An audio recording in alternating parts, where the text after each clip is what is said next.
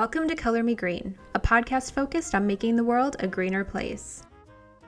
Okay, so I've been thinking about episode ideas and ways I could get more to discuss here. Then I thought, what about all of these natural and not so natural disasters that happen, and what do they do to our environment? We know what they do to the economy, human lives, and the look of the disaster areas, but what about the health of the environment? So with that being said, I want to introduce a new series where every so often, I'll research an environmental disaster for us to discuss. Today's first episode of the series, we are starting with the Great Pacific Garbage Patch. That is going to be a mouthful for me for this entire episode, I can already tell. Before we get into the specific patch, as I always like to do, let's get into what causes them, where they come from, and all that jazz. Garbage patches are areas in the ocean where litter, fishing gear, and other marine debris collect.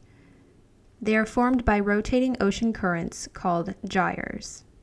These are like whirlpools that pull objects into one location, often the center, which forms the patch. This is because the area in the center tends to be very calm and stable. Therefore, the whirlpool motion draws debris into the stable center where it becomes trapped. Now, these patches are not really patches. They are often thought of as trash islands. That's literally what I thought it was. I heard about this garbage island in the ocean, and I'm just imagining just that. Just a ton of floating trash in the middle of the ocean. But of course, it's never just that simple. Even satellite imagery doesn't show a big island of garbage. The debris is actually spread across from the top of the water to the ocean floor. Oceanographers and ecologists, which we learned about in episode 22, discovered that about 70% of marine debris actually sinks to the bottom of the ocean. The debris varies in size, from large fishing nets to microplastics smaller than 5 millimeters. This is how the patches accumulate, because the majority of the debris is non-biodegradable plastics, which, if you're a returning listener, you should know that plastic never really breaks down. It just wears down into smaller microplastics. This means you could actually sail through some of the areas of the patches and see little to no debris. The microplastics can actually make the water just look like it's cloudy mixed with other debris. So back to the gyres. I really hope that I'm saying that right, because that's the way that Google pronounced it, so that's just what I'm going with. Please do not come at me if I'm wrong. There are 5 gyres in the ocean. 1 in the Indian, 2 in the Atlantic, and 2 in the Pacific Ocean. Each one has garbage patches in varying sizes. The most famous one being the Great Pacific Patch, also known as the Pacific Trash Vortex. That literally just sounds absolutely awful, knowing that something is named that's just in our ocean. The Great Pacific Garbage Patch spans from the west coast of North America to Japan. It's actually comprised of the Western Garbage Patch and the Eastern Garbage Patch located between Hawaii and California. These areas are linked together by the North Pacific Subtropic Convergence Zone, located a few hundred miles north of Hawaii.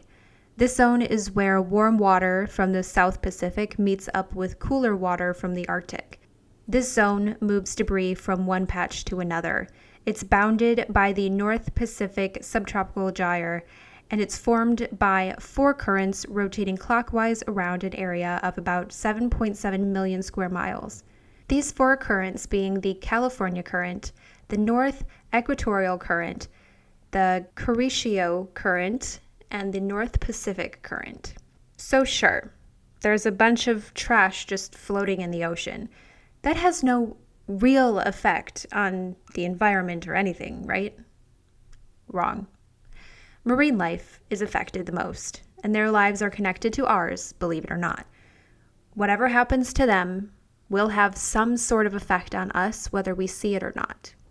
Because garbage patches are so far out into the ocean and remote, they can be hard for scientists to study and see the impacts of them. But there are some things that we do know about how marine debris impacts wildlife. Marine life can be caught, injured, or killed in various types of debris, such as lost fishing nets. These nets are often abandoned or discarded due to inclement weather or illegal fishing. These are often called ghost nets because they continue to catch fish even though they are not under control of a fisher. These nets can trap or wrap around animals, entangling them. Plastic debris with loops, such as six-pack rings, which you should always cut up before disposing of, handles of plastic bags, and many others also entangle marine life.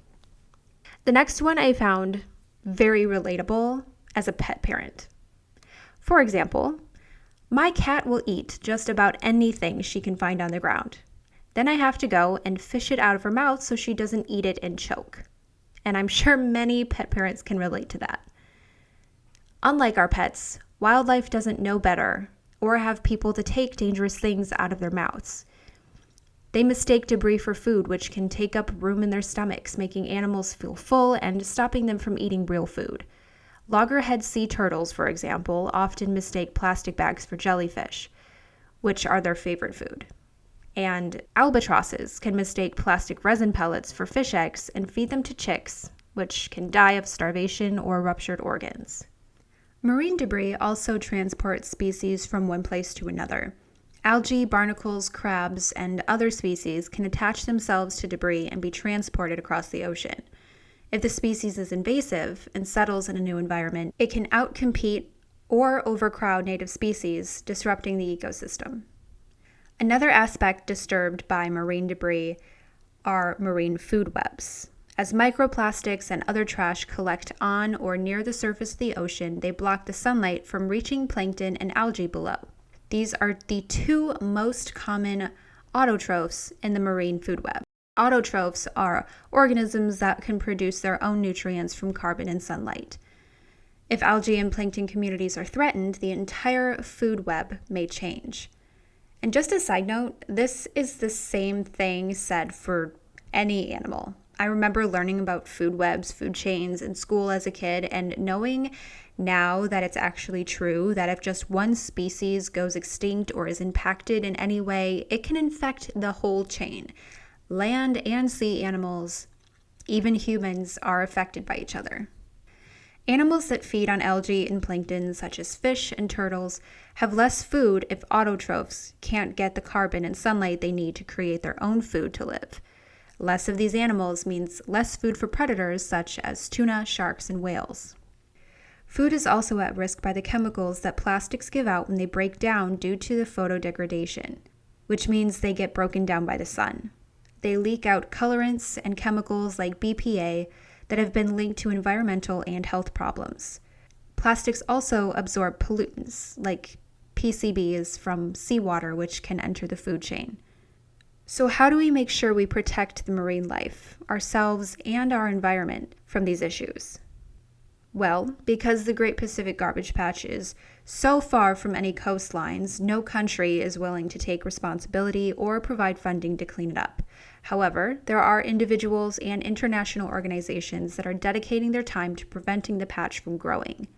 Cleaning up the debris is not easy. Some of the debris will take a very long time to break down in the environment, while others, like plastic, never fully go away. Large objects like nets can be removed by people. However, as we mentioned, most of the patch is made up of those microplastics that are near impossible to remove. Many microplastics are the same size as small sea animals, so using nets to scoop up the trash would possibly catch these animals as well. So finding an affordable solution that can remove debris without causing more harm to the wildlife is something that we need to focus on. Another thing we need to focus on is what caused the patch in the first place. Specific sources are hard to identify. However, marine debris can enter waterways and the ocean in multiple ways.